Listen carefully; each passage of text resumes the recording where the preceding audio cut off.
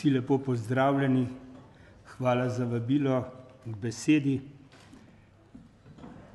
Ja, sedaj bomo skušali vstopiti v ta svet, ki mu rečemo ustvarjalnost, kar z enim določenim tveganjem. Čeprav delam na tem področju in sem se za to v šoli pripravljal, se ne spominjam, da bi se kdaj učili ustvarjalnosti. Tako, čist dobesedno. Namreč je, bi rekel, v življenju neka priprava za ustvarjalnost. Skozi življenje postajamo ustvarjalni. In jaz osebno še zdaleč ne mislim, da so ustvarjalci samo tisti, ki delajo na znanstvenem, tehničnem ali pa na umetnostnem področju, še zdaleč ne. Vsak človek, ker je otrok stvarnika, po njegovi podobi ustvarjen in rojen, je ustvarjalec ali pa drugače povedano, je k njej poklican. Jaz sem za tole razmišljanje dal en tak delovni naslov in bi mu bil rad zvest, to pa je zavezanost resnici, dobroti in lepoti. No, to spada, bi rekel, gotovo na vsako področje človeškega življenja, na vsako področje tudi ustvarjalnosti. Hkrati pa so te besede pravzaprav kar aktualne tudi danes, ko nekako slutimo, da nismo v najboljšem položaju in da se je treba nekam vrniti, se pravi k nekim izhodiščem. No, to izhodišče, jaz tako mislim, je prav ta ne samo resnica, dobrota in lepota, ampak z naše človeške strani zavezanost. Se pravi, moja odločitev, tvoja odločitev, jaz pa bom temu zavezan. S temi pojmi pravzaprav uporabljam nekaj, čemur se težko reče, česar se kar bojim. Bojim se ustvarjalnega razmišljanja takole pred javnostjo, razmišljanja, s katerim pa se srečujemo vsi. Ne toliko morda v besedah, temveč predvsem v dogodkih, v različnih situacijah, srečanjih, predvsem pa pri opazovanju naše stvarnosti.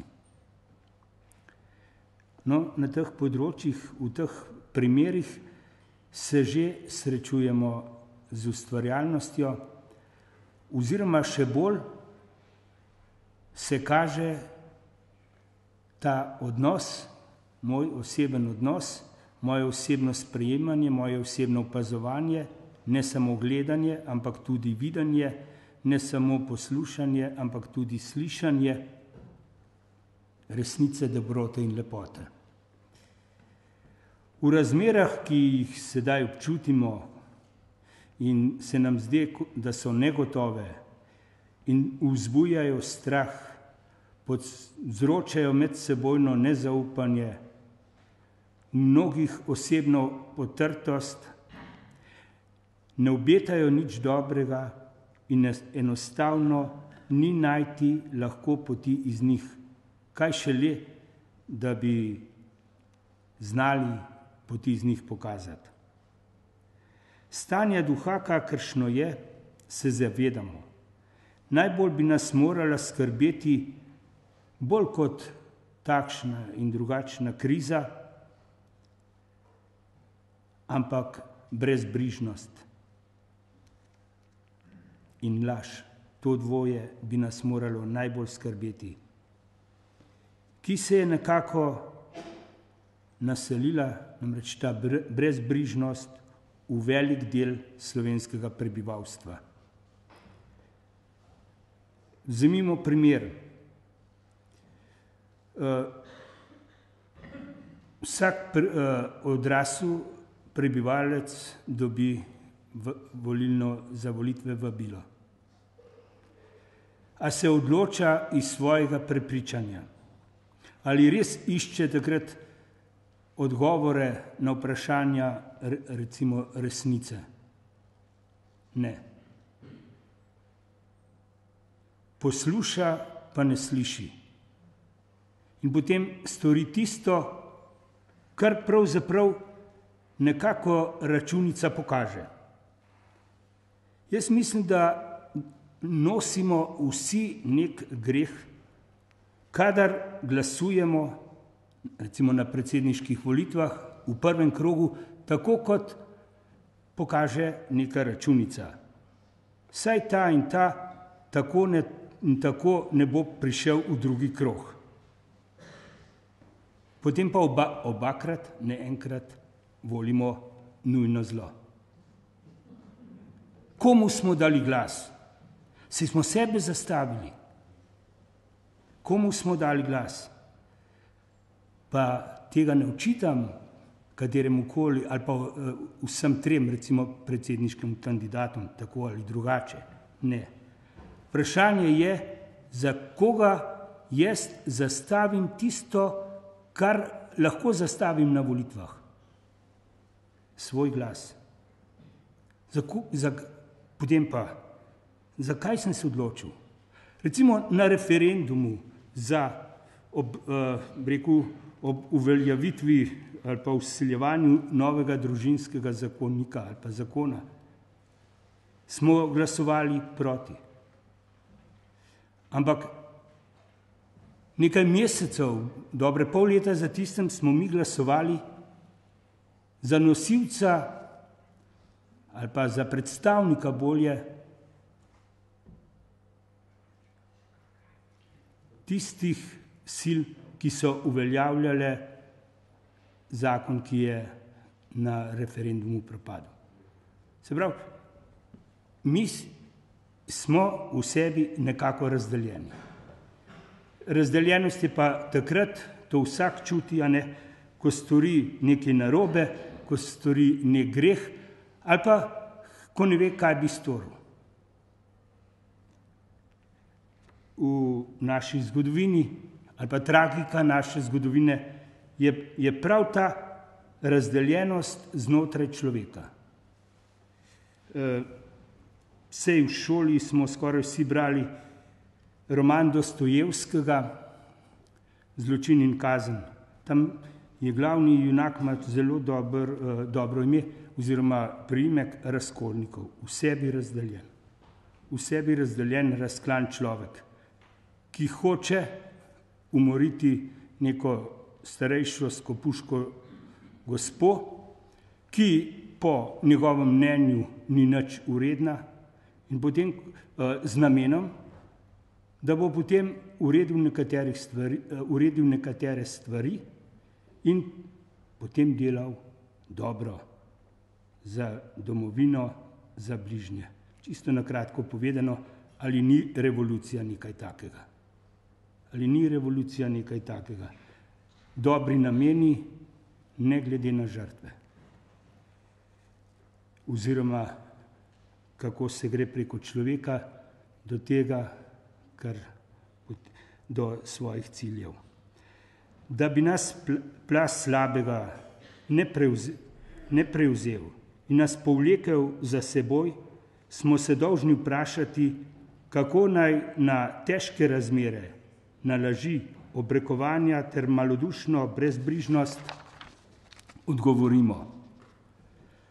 Hudo narobe bi bilo, če bi ne znali ohraniti miru in ostati pokončni ter svobodni. Kaj pa je cilj sovražnika? Nas spraviti v krizo, da ne bomo ohranili miru. Provokacija.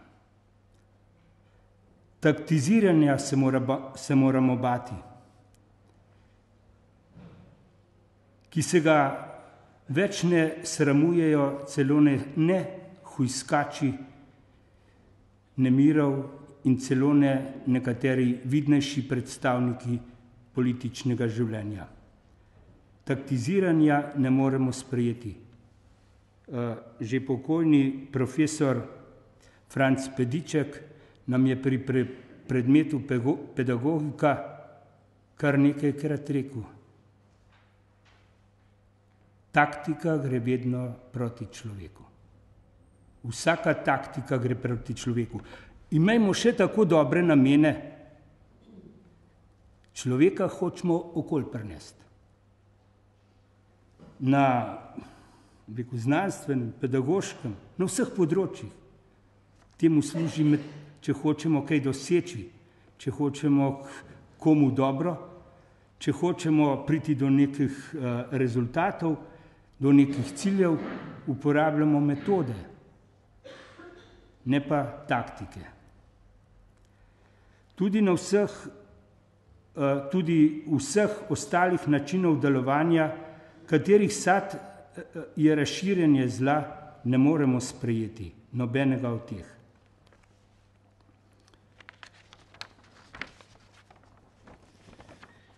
V času, ko se širi strah, netijo nemiri ter bohotijo laži, bolj ali manj opazno vse pore, razpoke, uranjene dele našega narodovega telesa, vstopa kultura pogube temnih sil, temne sile in dostikrat se ne zavedamo, pred kakšnimi novimi izzivi smo zaradi tega. Zopet je na mestu vprašanje mojega osebnega dostojanstva, skrbi za lasten mir v sebi in okrog sebe in za ohranjanje svobode. Zato se ustavimo za nekaj časa in premislimo, s kolikimi milostmi, darovi nas je obdarovala stvarnikova roka. Pa tukaj ne gre za naše zasluge, ne vemo, kako duh daje. Toda, ker smo veliko prejeli, se bo od nas toliko več terjalo. Preden preidemo v bolj veselo, ustvarjalno področje, si dajmo v spomin samo nekaj, kar je naših 20 let nekako zaznamovalo. Zakaj se, to postavljam samo vprašanje, zakaj se po nekem redu, časovnem redu ali po kakršnem koli že dogajajo zaustavljanja. Sem laik na področju ekonomije ali pa politike, ampak zdajšnji položaj se mi zdi tak, kakor da bi po določenih uspehih sedanje vlade bilo treba ustaviti voz, ustaviti vprego v strmem klancu tik pred vrhom. Vprašanje je, koliko je tu prizadet volivec. Ker ne glede na to, katero stranko kdo voli, neko voli. In če je dal človek glas za nekoga, ki se je dal v tem trenutku prepričati, da bo izstopil iz vprege, jaz mislim, da se je storila ena težka mora za slovenskega ali pa za dotičnega volivca. Gremo nazaj k tej zavezanosti, za katero verjamem, da more nas nekako nagovoriti, nam dati upanja. In zdaj pravim najprej, da je ta zavezanost resnici, zavezanost Bogu. Zato vse te tri kategorije, te vrednosti začenjam z veliko začetnico. Zavezanost resnici, iz katere živimo, dobroti, ki nas ohranja in obdarja z milostmi, ter lepoti, po kateri ni le stvarstvo, temveč tudi življenje v njem lepo, so imena, ki najprej pritičejo Bogu stvarniku. Torej je zavezanost resnici, dobroti in lepoti najprej pristen izraz zvestobe, ki jo kot njegovi otroci, ustvarjeni po njegovi podobi, izkazujemo svojemu stvarniku, iz tega živimo in potem se ravnamo vsak v svojem življenju, ki je tudi ustvarjalno življenje. Iz te zavezanosti v tem odnosu smo nagovorjeni, naj to verujemo ali ne, naj se tega zavedamo ali ne, k ustvarjalnosti v mejah človeških možnosti. Nič več, samo v mejah človeških možnosti. Še preden bomo skušali sedaj vsaj v malem razumeti, kaj utegne ustvarjalnemu mišljenju in delu pomagati na eni strani in na drugi, kaj to mišljenje ali delo ovira, prisluhnimo kratkemu spominskemu zapisu. Otroci, ki smo v počitniškem času pri starih starših preživljali najlepše, najbolj vesele in brezskrbne dni svoje mladosti, smo se, tako se spominjam, nekoč tam pod staro hruško, zraven katere je izvirala studenčnica, igrali. Onega dne se nam je pridružil sovrstnik iz le malo oddaljene hiše. Bil je naš daljni sorodnik.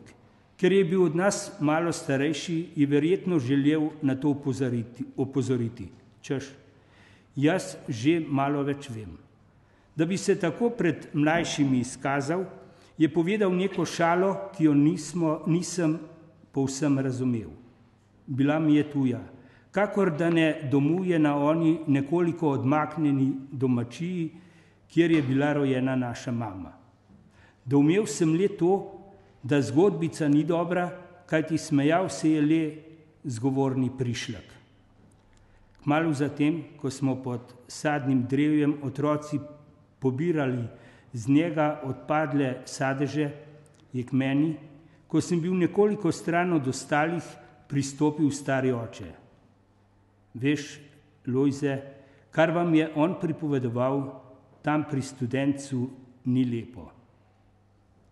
Me je opozoril. Ne vem, kako je opazil, da nekaj ni bilo dobro in da ni bilo lepo. Morda je še druga dva moja brata, najbrž zopet vsakega posebej podobno opomnil. Zgodbica pa je že morala v nas pustiti nekaj od svojega duha. Sicer ne bi mogel kasneje spoznati, da se je obregnila ta zgodbica namreč ob 6. Božjo zapoved. Dan ali dva kasneje smo malo stran, na drugem bregu razstiljali kopice v prejšnjem dnevu pokošene otave. Ko je bilo opravilo končano, smo odložili vile in grablje. Skupaj s starim očetom smo sedli v senco, ki jo je ponujalo bujno leševje. Tam se je po leskovih mladikah vil veliki slak. Stari oče je otrgal enega izmed njegovih odprtih belih cvetov ter ga položil v dlan druge roke. Poglejte, nam je rekel, kako lep in bel je ta cvet. Počasi je nadaljeval. takšen cvet si je Bog izbral. Izbral je Marijo, da je mogel Jezus priti na svet. Te besede pa smo otroci v takratnem zavetju že razumeli.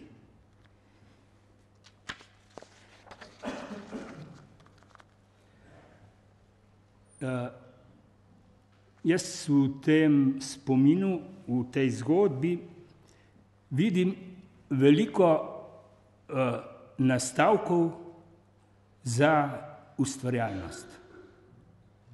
Resnica, dobrota in lepota. To so bistveni nastavki. Potem pa seveda moja odločitev za to. Temu rečemo vsi in skušamo temu biti zvesti. Zvesti resnici, zvesti lepoti in dobroti. Osrednji subjekt ustvarjanja je človek. Za ustvarjalno delo smo odprti ali pa ne, voljni ali ne. Misel je še premalo, ideja je še premalo, treba jo je uresničiti in zato je potrebno delo, je potrebna močna volja. Okolje je ali pa ni vzpodbujajoč, ne vzpodbuja ali pa vzpodbuja ustvarjalnost. Ustvarjalna osebnost je v največ primerih bolj usmerjena navznoter in manj navzven. En izredno delujoč slikar tu v Ljubljani je bil takrat na akademiji, kot sem bil jaz. Udeleževal se je čisto vseh sestankov. Čisto povsod je bil zraven, tako da je komaj sapo zajemal. Pa mi je nekoč knjižničarka v knjižnici rekla, ko je gor priletel, ja, kaj pa bo z tega človeka? Povsem predan temu zunanji akciji. Veliko slika, velike slike ustvarja. Vendar ta dela še zdaleč niso umetniška dela. Zelo pomembna je motivacija, zanimanje za delo, za nalogo, za dolžnost. Preveč radoveden človek, predvsem radoveden za stvari in dogodke, ki se ga ne tičejo, se težko osredotoči na svoje poslanstvo. Ker o ustvarjalnosti lahko govorimo šele tedaj, ko iz manj vredne, navadne, majhne stvari nastane nekaj večjega. Celo, ko iz skoraj nič, človek ne more reči, da ustvarja iz nič, kakor je Bog svet ustvaril, ampak ko iz skoraj nič nekaj nastane. Vsako dejanje, ki pripomore k izboljšanju človekovega življenja, odnosov, je ustvarjalno dejanje.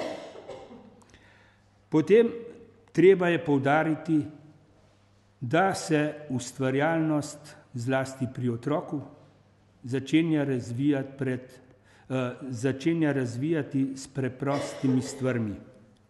Kdo izmed nas še ni videl svojega otroka ali koga drugega, ki je recimo iz majhnih kosov ostankov lesa ustvarjal marsikaj. Pri tem še govoril,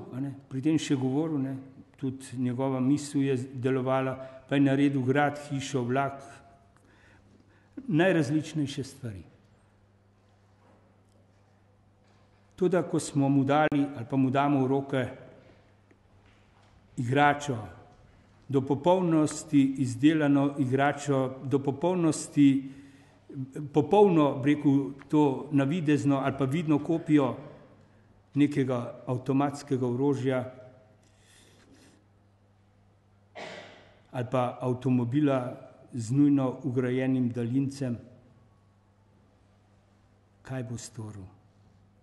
Običajno se zgodi, da se hitro tistega naveliča. Od majhnega k velikemu, od lažjega k težjemu so tudi, bi rekel, je tudi načelo pedagoškega dela. Notranje razdeljenosti v človeku povzročajo razdor v njem in okrog njega. Človek ne more delati nekaj dobrega in hkrati slabega. Sprejeti izkušnjavo z namenom, da je dobra, ali pa z videzom, da je dobra, in upanju, da bo to dobro tudi za druge. To ne gre skupaj. Za kristjana je vprašanje ustvarjalnosti ali pa te odnosnosti, vse to je vse skupaj povezano, ne? Še poseben izziv.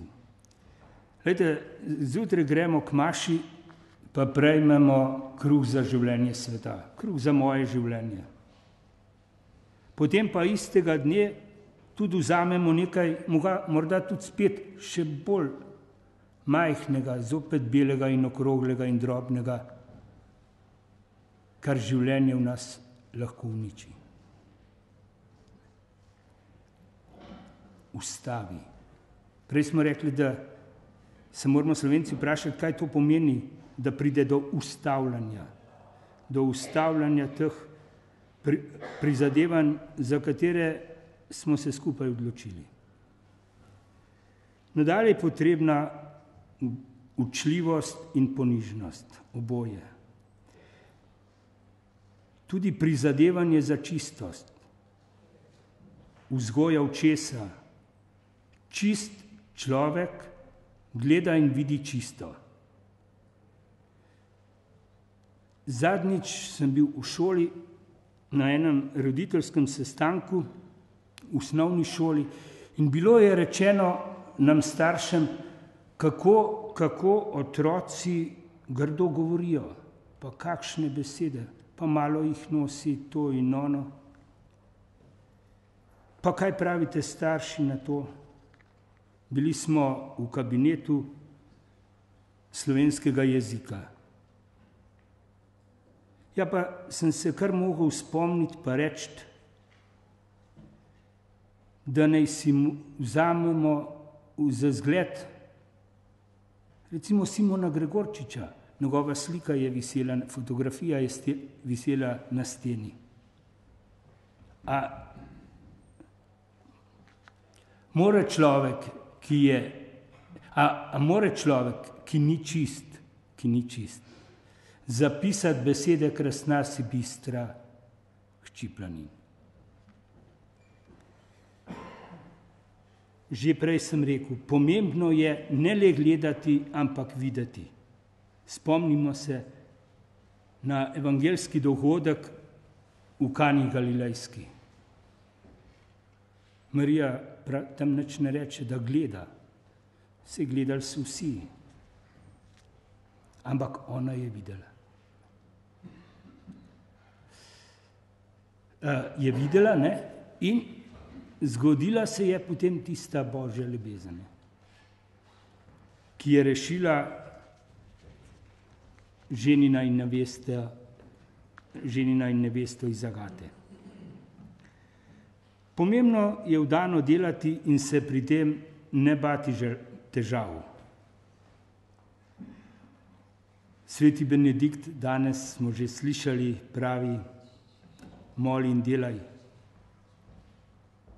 In Ignaciju Lojolskemu pa pripisujejo nekaj podobnega, eno drugo misel, ki je zelo podobna. Moli, kakor da je vse odvisno od Boga, in delaj, kakor da je vse odvisno od tebe. Meštrović, ki je bil gotovo garač, če vsaj katerega od njegovih kamnitih kipov poznamo, ne moremo reči drugače, je rekel, jedini put, da se bude umetnik, je, da se radi.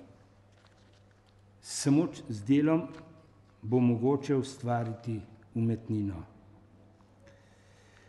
Pomemben ali pa pomembni so blagoslovi. Da smo blagoslovljeni, pa da mi tudi druge blagoslavljamo, da molimo, ne? Jaz bi tole razmišljanje s to mislijo zaključil in z besedami, ki jih je zapisal v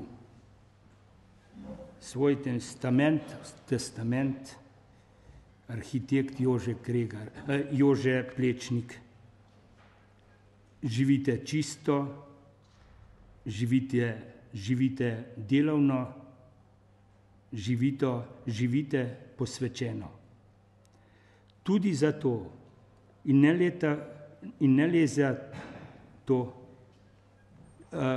ne le tako dobro,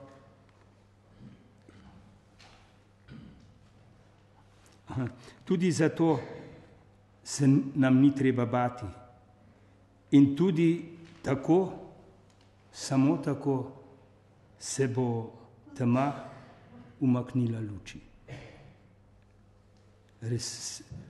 Laž pa resnici. Hvala lepa.